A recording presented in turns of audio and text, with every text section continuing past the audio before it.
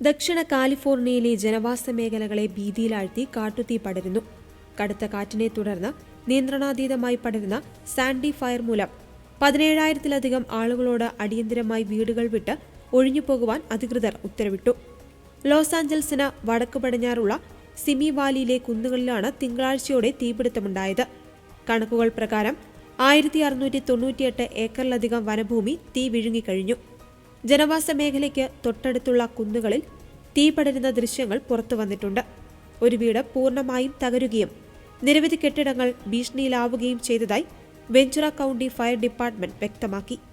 തുടക്കത്തിൽ മണിക്കൂറിൽ 48 കിലോമീറ്റർ വേഗതയിൽ വീശിയടിച്ച ശക്തമായ കാറ്റാണ് തീ അതിവേഗം പടരുവാൻ കാരണമായത്.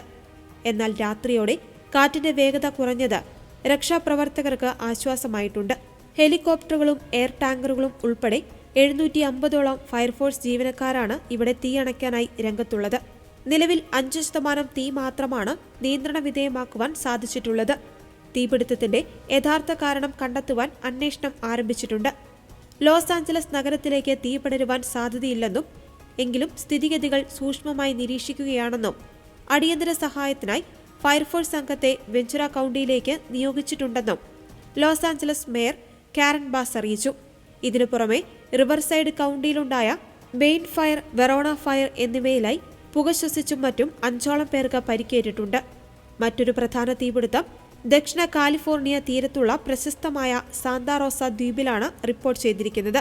ദ്വീപിന്റെ 3/4 ഭാഗവും ഇതിനോടകം കത്തിയമർന്നു. നാഷണൽ പാർക്ക് സർവീസിലെ 11 ജീവനക്കാരെ ഇവിടെ നിന്നും ഒഴിപ്പിച്ചു.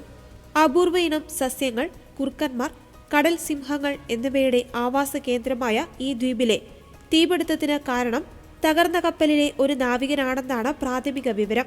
അപകടത്തിൽപ്പെട്ട നാവികൻ രക്ഷാപ്രവർത്തകരുടെ ശ്രദ്ധ ആകർഷിക്കുവാൻ വേണ്ടി ദ്വീപിൽ നിന്നും 2 തവണ ഫ്ലെയർ ഗൺ ഉപയോഗിച്ച് ആകാശത്തേക്ക് വെടിവെച്ചതാണ് ഉണങ്ങിയ സസ്യങ്ങളിലേക്ക് തീ പടരാൻ കാരണമായത്. നാവികനെ പരിക്കുകളില്ലാതെ കോസ്റ്റ് ഗാർഡ് രക്ഷപ്പെടുത്തി. അപൂർവ സസ്യജാലങ്ങൾ സംരക്ഷിച്ചുകൊണ്ട് തീയണയ്ക്കുവാനുള്ള ശ്രമത്തിലാണ് അധികൃതർ.